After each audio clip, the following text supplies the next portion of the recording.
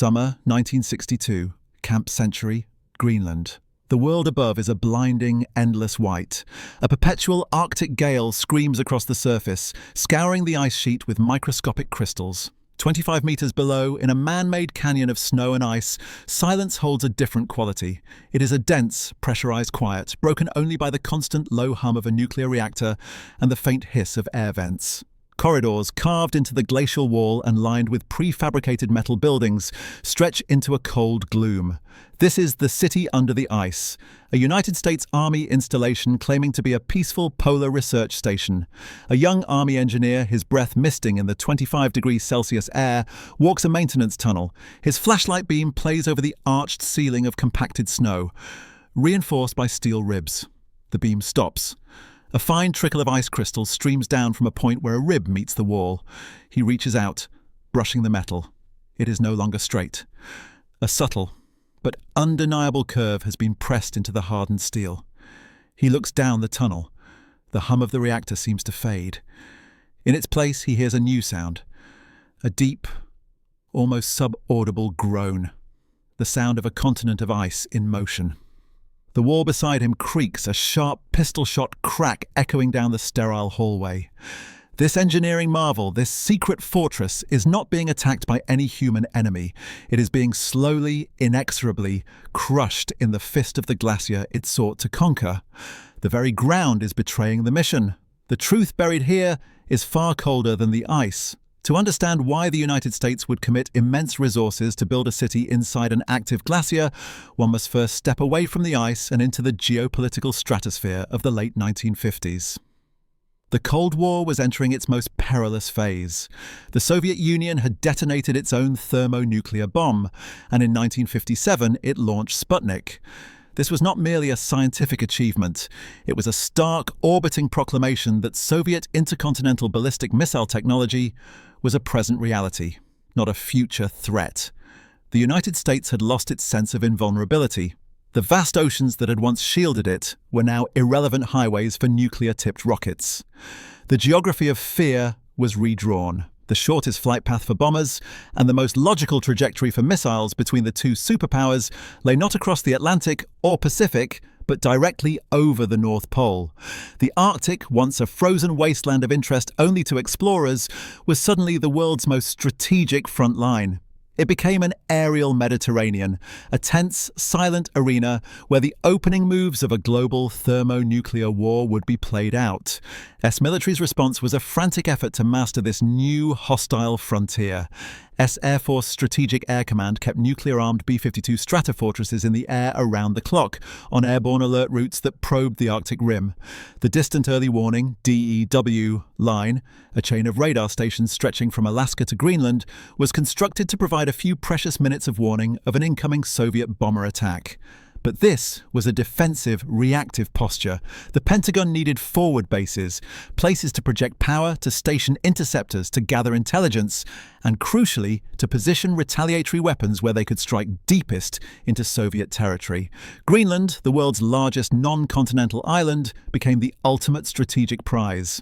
Its location was impeccable, just 3,000 kilometers from Moscow, firmly on the NATO side of the pole, and under the sovereignty of a founding NATO member, Denmark. Since 1951, a pivotal defense agreement had been in place, granting the United States virtually unlimited rights to establish and operate military bases in Greenland for the collective defense of the North Atlantic area. The treaty's language was broad, born of the urgent early Cold War solidarity. S quickly built Thule Air Base in the far north, a colossal logistics and bomber hub that became the cornerstone of America's Arctic defense. But the surface was vulnerable.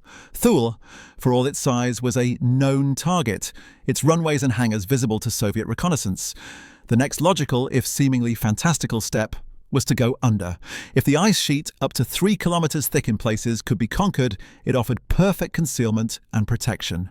It was a natural fortress. S Army.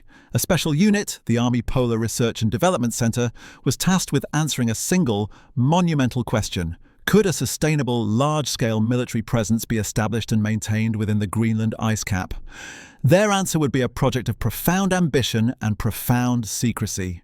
It would require convincing not just the Pentagon, but also an allied government that the endeavour was purely scientific. The cover story would be as meticulously engineered as the base itself. The goal, however, was strictly, devastatingly military, to turn the frozen shield of the North into an unassailable spear poised at the very heart of the Soviet Union. The public face of this ambition was unveiled in 1959. It was named Camp Century, presented to the world and crucially to the Danish government as a proof-of-concept civilian research station. Its stated purpose was noble and peaceful, to pioneer construction techniques in polar environments and to conduct groundbreaking ice core climate science. S-Army, it was argued, simply had the unique engineering and logistical expertise to undertake such a daunting task. This narrative was carefully cultivated and widely accepted. Press releases featured images of smiling scientists in lab coats, not soldiers with schematics of missile silos. The engineering achievement was, by any measure, spectacular. There was no precedent for building a permanent, sprawling facility inside a moving river of ice. The chosen site was on northwestern Greenland, 240 kilometers east of Thule Air Base. The process was one of brutal, industrialized sculpture. Giant Swiss-made Peter plows, massive rotary snowmillers mounted on modified tractor chassis, first carved out the initial trenches. These machines, spewing continuous arcs of ice dust into the polar wind, excavated vast canyons in the glacial surface, some over 300 meters long and 8 meters deep. Into these trenches, prefabricated modular buildings were lowered, their standard Army-issue green paint a stark contrast to the blue-white ice walls. Once positioned, the trenches were covered with curved steel archways and then buried under several more meters of accumulated snow, which quickly sintered, fused under pressure into a solid, insulating ceiling. The result was a network of hidden tunnels, a subsurface street grid housing everything from barracks and mess halls to a library, a barbershop, a theatre, and a medical clinic. It was a small, functional town, home to up to 200 soldiers and scientists at its peak, all living and working in a perpetual, fluorescent-lit twilight, completely isolated from the world above. The beating heart of Camp Century and the key to its supposed self-sufficiency was the PM-2A, a portable, medium-power nuclear reactor.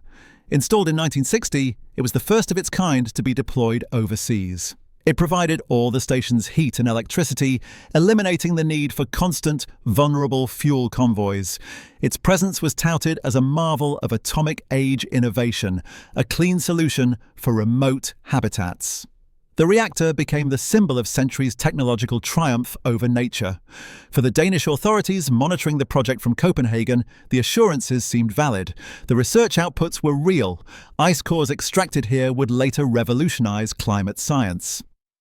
The 1951 Defence Agreement was invoked, its broad clauses providing the legal veneer. They accepted the peaceful research premise, asking few probing questions about military details, perhaps not wishing to hear answers that would force a difficult political choice. For nearly 3 years, the fiction held. Camp Century operated as a dual-purpose facility. On one level, it was a genuine, if austere, scientific outpost, where glaciologists studied millennia of climate history trapped in the ice. On another, it was a sprawling military engineering experiment, testing the limits of human endurance and construction in the most hostile environment on Earth.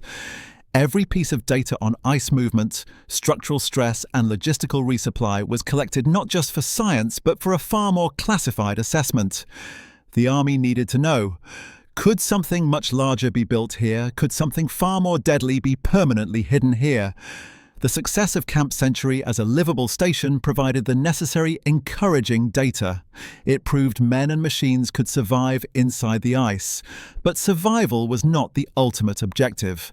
The true purpose of this proof of concept was now ready to be activated, moving from experiment to deployment. The cover story of peaceful research was about to become a facade for one of the Cold War's most audacious and dangerous secret plans. A hidden nuclear arsenal, buried in the ice, forever on the move.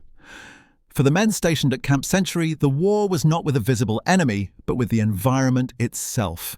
They were not infantry or pilots. They were engineers, mechanics, electricians, and support staff, the crew of a subterranean Arctic ship. Their daily reality was a paradox of claustrophobic routine within a landscape of infinite, crushing space.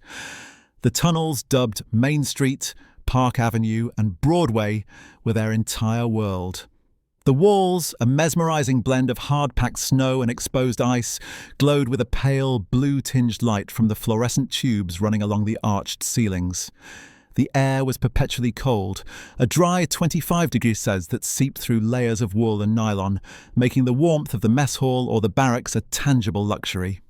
It carried a peculiar smell, a sterile mix of diesel exhaust from the generators, ozone from electrical equipment, and the faint metallic scent of processed snow. Sound behaved strangely. The constant low-frequency hum of the PM-2A nuclear reactor was felt in the bones more than heard. It was the base's heartbeat. Conversations in the tunnels were muted, absorbed by the porous ice walls, yet a drop tool would echo with a sharp, crystalline clarity. The greatest fear was not of attack, but of silence, a power failure. Without the reactor, heat would vanish in hours and the tunnels would begin their inevitable freeze, reclaiming the space. Psychological endurance was as critical as physical. The big eye, the term for the strain of seeing nothing but white surfaces and artificial light for months, took its toll. There was no day or night, only scheduled shifts. Men lived under the relentless glare of fluorescence, their circadian rhythms dependent on military discipline. The famed winter over syndrome, a blend of lethargy, irritability, and insomnia, was a constant adversary. To combat this, morale was engineered as carefully as the tunnels. The base boasted a 10,000-book library, a movie theatre that showed films weeks after their stateside release, and a well-stocked recreation room. Yet the isolation was absolute. Resupply convoys from Thule, monstrous trains of tracked vehicles known as rollerguns, came only during the brief summer window. For the rest of the year, they were on their own, a sealed community under the ice. The most profound relationship, however, was with the ice itself. It was not a static foundation. The Greenland ice sheet is a dynamic, flowing entity, moving slowly toward the sea. The engineers witnessed this firsthand. Walls would bulge imperceptibly. Door frames, perfectly aligned during installation, would warp and bind within months. The constant maintenance was a war of attrition against the glacier's silent, immense pressure. Cutting new ice for water supply, reinforcing collapsing tunnel sections, and monitoring the ever-present creep of the structures were daily tasks. The environment was both their shelter and their slow, patient antagonist. They were living inside the body of the enemy they sought to conquer, and it was always pressing in. Beneath the routine of tunnel maintenance and climate research at Camp Century pulsed the true, classified heartbeat of the operation, Project Iceworm. This was not a mere base expansion plan. It was a full-scale strategic nuclear weapons deployment scheme of breathtaking scope and audacity. Camp Century was the pilot hole, the test shaft for a planned subterranean network that would have constituted one of the most formidable and destabilizing first strike arsenals of the Cold War. S-Army was a direct response to the vulnerability of fixed, land-based ICBM silos. Soviet missile accuracy was improving. A preemptive strike could theoretically take out America's Minuteman silos. The solution, according to Iceworm planners, was mobility and concealment on a continental scale. 7 million square kilometers offered both. The plan called for a vast, hidden railway network carved into the ice sheet. Along these hidden tracks, a fleet of train launchers would constantly roam, each armed with Pershing medium-range ballistic missiles. The numbers were staggering. Declassified plans reveal an envisioned network covering 52,000 square miles, roughly the area of England, with 2,500 miles of underground railway. Up to 600 Pershing missiles were to be deployed, each with a range of 1,600 miles and capable of carrying a nuclear warhead. From their positions under central northern Greenland, these missiles could hold at risk every major population and industrial center in the Western Soviet Union, from Murmansk to Moscow. Unlike submarine-launched missiles, which communicated via vulnerable radio, or silo-based missiles, which had fixed coordinates, the Iceworm force would be untargetable. Its launch sites would be constantly shifting in a frozen labyrinth, unknowable to Soviet surveillance. The engineering challenges were, of course, monumental. The mobile launch trains would require massive, nuclear-powered crews to plow and maintain the tracks ahead of them. The tunnels, far larger than those at Camp Century, would need constant reinforcement against the intense glacial pressures. The logistics of supplying dozens of such mobile crews with food, fuel, and munitions in perpetual darkness and extreme cold defied imagination. Yet in the early 1960s, the success of Camp Century suggested it might be possible. The Army's studies, with titles like Strategic Value of the Greenland Ice Cap, argued fervently for its feasibility. Iceworm was not a fringe idea. It was a seriously funded, top-secret strategic initiative moving through the highest levels of the Pentagon. Its strategic implications were terrifying. By placing a hidden, mobile, first-strike-capable arsenal on the territory of a NATO ally, without that ally's full knowledge or consent, the United States would have effectively circumvented every norm of nuclear deterrence and alliance politics. It would have turned Greenland into a gigantic concealed gun pointed at the USSR. The existence of such a system, had it been fully deployed, would have fundamentally altered the calculus of mutually assured destruction. For the Soviets, the mere suspicion of such a project would justify extreme paranoia and aggressive countermeasures. Iceworm was the ultimate expression of Cold War brinkmanship, a gamble for ultimate strategic advantage, hidden in the world's last great wilderness. The viability of Project Iceworm hinged not only on engineering, but on a delicate and deliberately obscured political arrangement. The United States was building and planning a massive expansion of a clandestine military installation on the sovereign territory of the Kingdom of Denmark, under the 1951 agreement. The treaty was the legal bedrock, but its interpretation was a canyon of ambiguity the Americans navigated with careful, calculated steps. The 1951 Defense of Greenland Agreement was a product of its time, signed in the shadow of the Korean War and amidst fears of a Soviet thrust across the Arctic.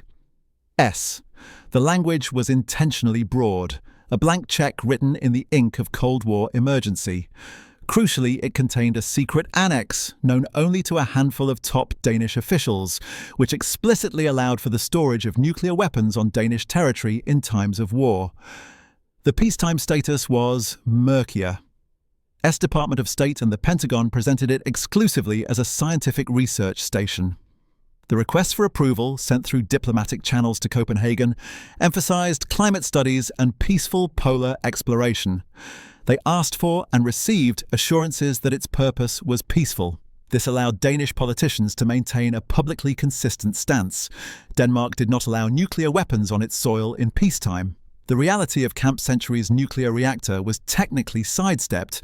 It was a power source, not a weapon. This became the operative model, plausible deniability through technical truth.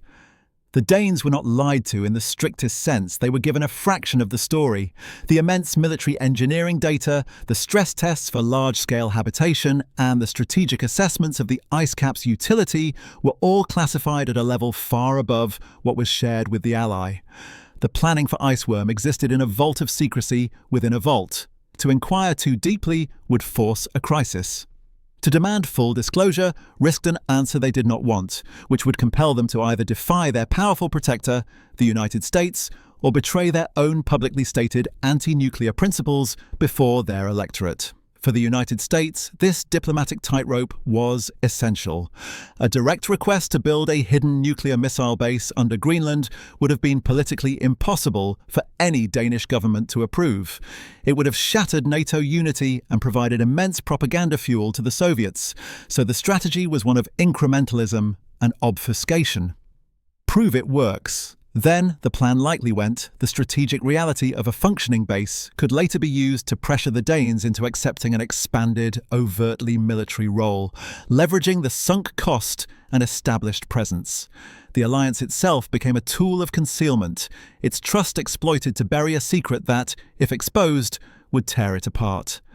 While Danish authorities operated in a fog of plausible deniability, the Soviet Union's military intelligence apparatus, the GRU, viewed Greenland with unblinking, profound suspicion. Thule Air Base was a known glaring threat, a giant bomber base and radar hub. But the Soviet doctrine of maskirovka, military deception, trained them to look for what was hidden, not what was displayed.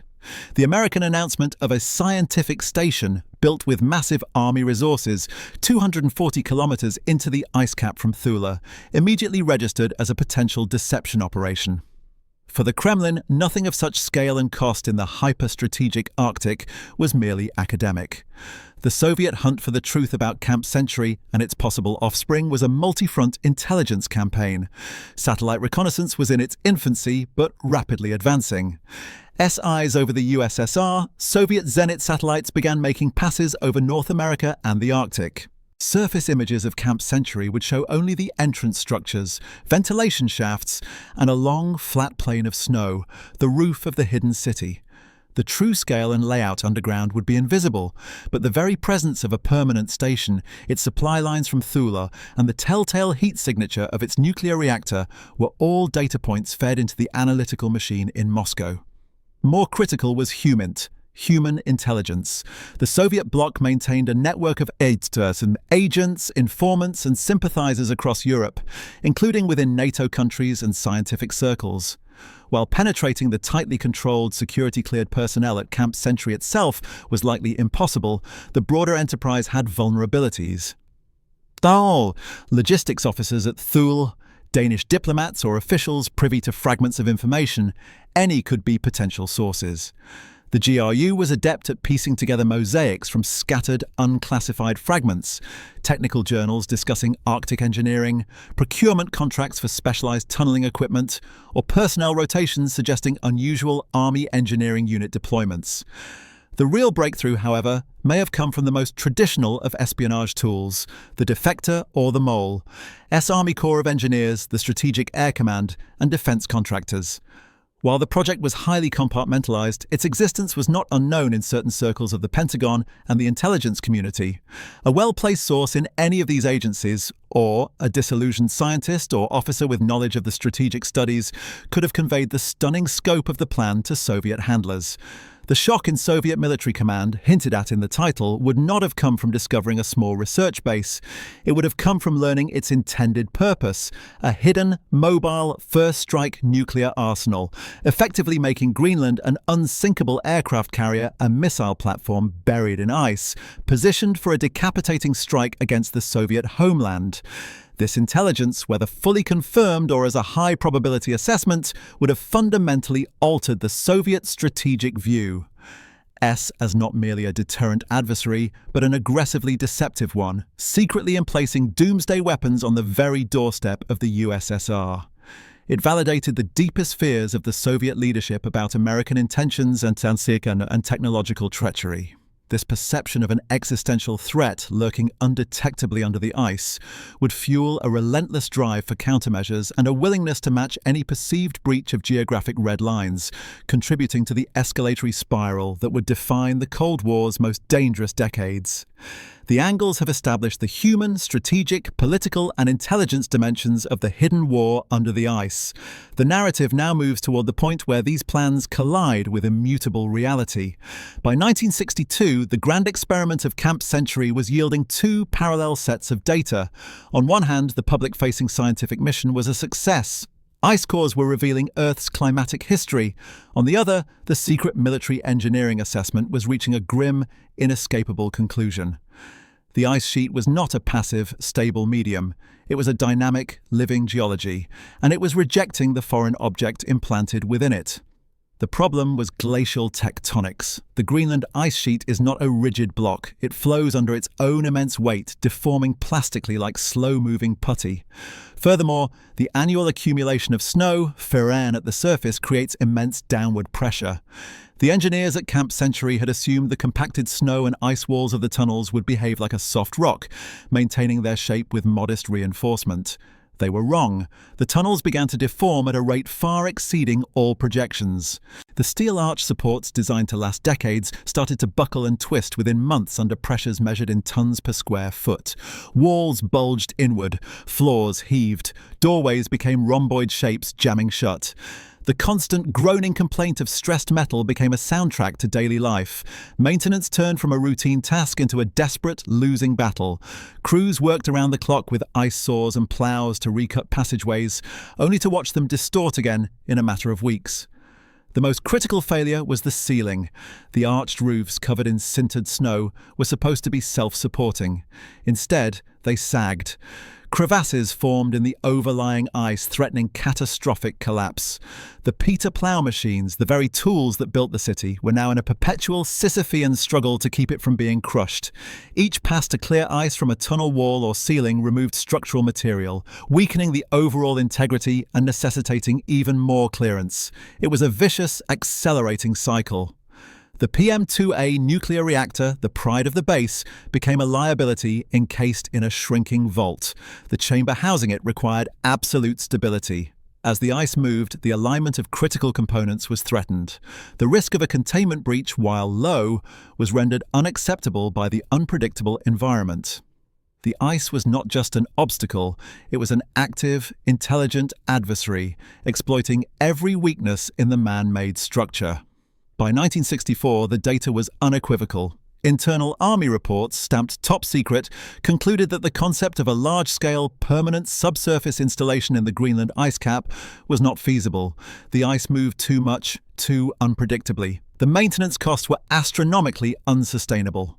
The dream of a 500-mile railway network for Project Iceworm was, according to the sober assessments of the very engineers who once championed it, a physical impossibility.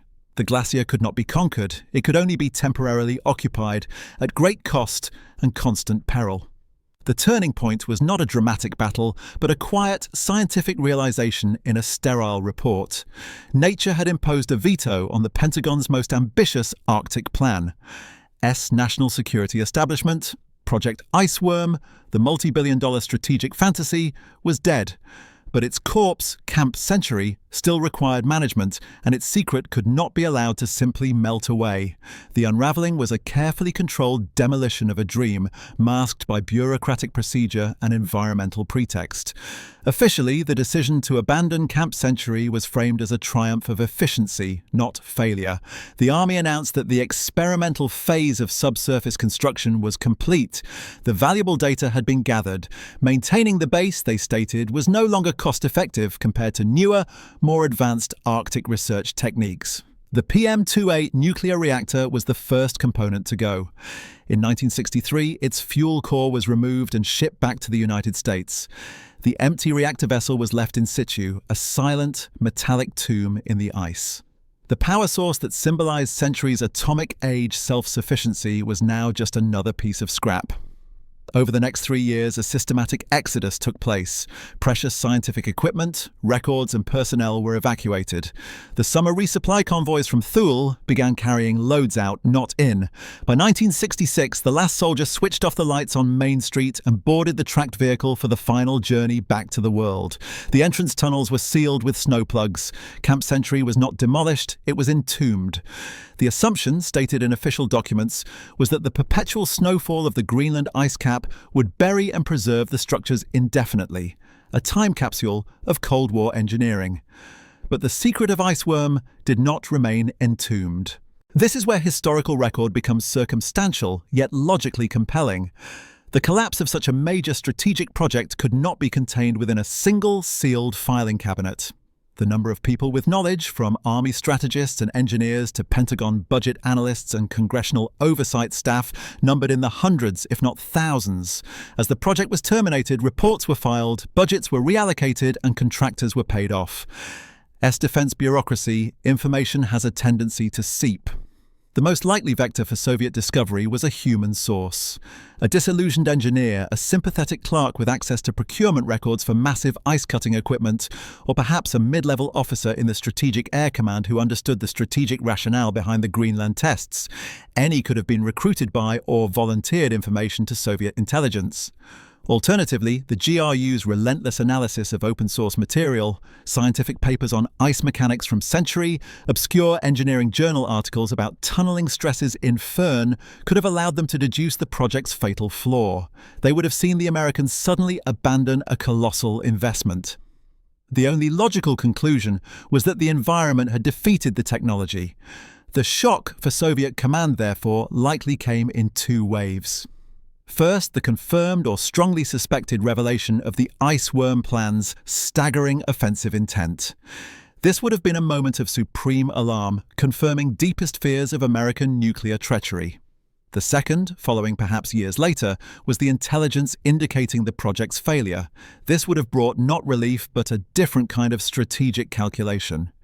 It proved the Americans were willing to attempt such a breathtaking violation of geographic and alliance norms. It demonstrated a technological audacity that, while currently thwarted, might not be forever. S had pursued this agenda in secret from its own ally, Denmark. This last fact was perhaps the most valuable intelligence prize of all.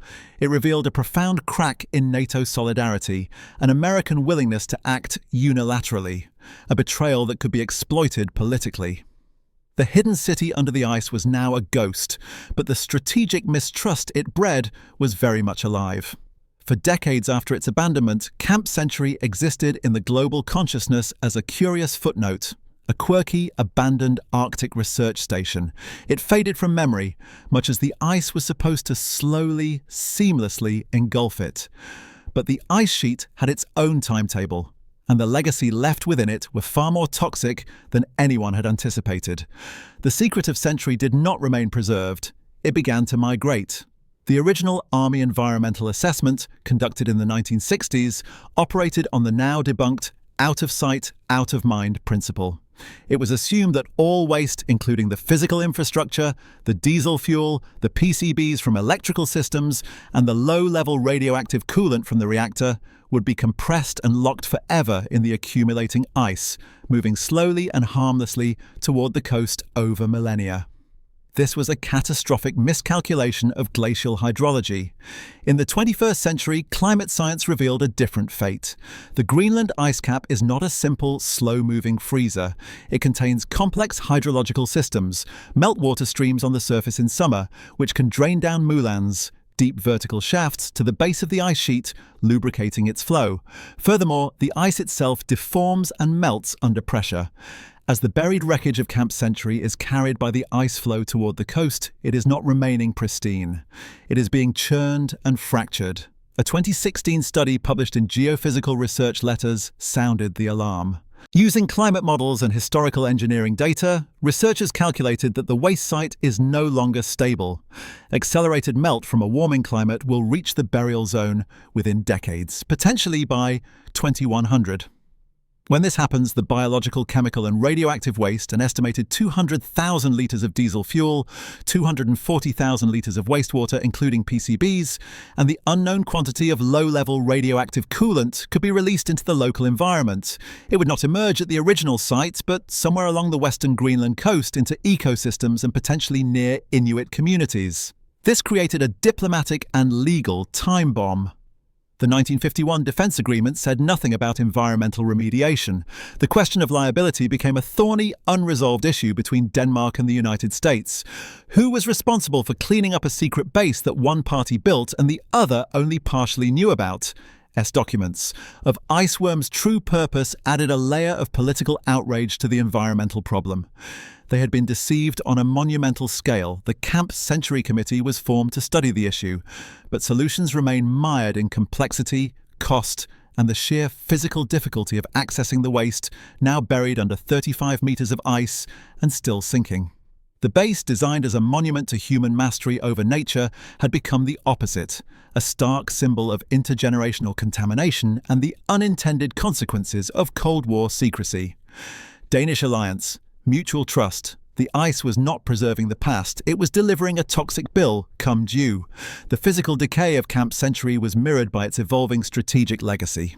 For the Soviet Union, the eventual intelligence on Iceworm, its ambition and its failure did not end the matter. It served as a high-resolution data point in the Kremlin's analysis of American intent.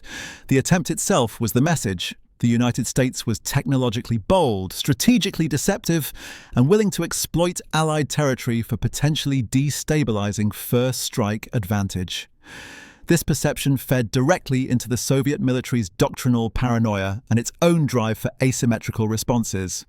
One clear line of influence ran to the Soviet ballistic missile submarine SSBN program. If the Americans sought hidden mobile launchers under the ice, the Soviet response was to perfect their own version of an untargetable roaming deterrent, the Typhoon-class and later Borei-class submarines, designed to operate for extended periods under the Arctic ice pack, using it as a protective canopy from Western anti-submarine warfare networks. The Arctic became a mirrored chessboard of hidden launchers, one under the ice sheet, the other under the ice-covered ocean. More broadly, the Iceworm episode reinforced a Soviet worldview that saw NATO not as a purely defensive alliance, but as a cloak for American offensive maneuvering. This mindset justified a more aggressive forward posture of their own. It contributed to the rationale for a global projection of power to counter perceived American encirclement. When opportunities arose to secure strategic depth or counter Western influence in volatile regions, the memory of such close, clandestine threats made the Kremlin more willing to act. This connects thematically and strategically to the Soviet-Afghan War.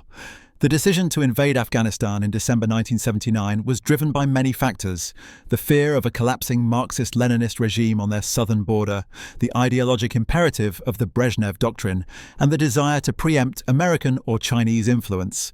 But underpinning all was a security paradigm shaped by decades of facing what they saw as American deceit and strategic encroachment, from U-2 flights to forward-based missiles in Europe, and now the revelation of a secret Arctic missile base. The invasion can be seen in part as a fearful lunge for control, an attempt to solidify a buffer zone against a world they believed was constantly seeking hidden advantages. The soldier who crossed the Amu Darya River Bridge in 1979 did so under orders from a command structure haunted by the spectre of threats like Iceworm, threats that proved the enemy was limitless in its cunning and would hide doomsday weapons anywhere, even under glaciers. For the United States, the legacy was one of sobering lessons in both engineering and alliance management. The failure of Iceworm marked the end of the Army's grand ambitions for large-scale Arctic basing. The strategic mission in the far north shifted largely to the Navy and Air Force, focusing on submarine and air mobility rather than fixed subterranean fortresses. The diplomatic fallout, once the full story began to leak, caused significant, lasting friction with Denmark. It became a case study in how secrecy could poison an alliance, creating a reservoir of resentment that would surface during future defense negotiations, such as debates over missile defense or the status of Thule Air Base. Camp Century and Iceworm thus stand as a pivotal, if hidden, turning point. They demonstrated the outer limits of Cold War engineering, exposed the fragile nature of alliance trust under the strain of existential fear, and provided the Soviet Union with a powerful, internal justification for its own global aggression. The base was a ghost, but its shadow stretched far beyond the ice, influencing strategies and suspicions that would shape superpower confrontation for the remainder of the Cold War. The aftermath has traced the consequences from environmental peril to global strategy. We now bring the narrative to its philosophical close. Camp Century endures not as a monument, but as a spectre. It is a ghost in the machine of the Cold War, a haunting reminder of how far the logic of mutual assured destruction could propel human ambition.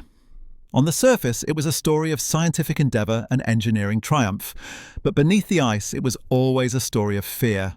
A fear so profound it demanded the construction of a hidden city, and a plan so audacious it sought to turn a continent of ice into a weapon of apocalypse. The ultimate irony is that the project was defeated not by the enemy it was designed to deter, but by the ancient, immutable forces of the planet itself. The glacier, indifferent to ideology or strategy, exerted its slow, irresistible power. In the end, the greatest fortress was breached by the very substance that formed its walls. This failure carries a timeless lesson.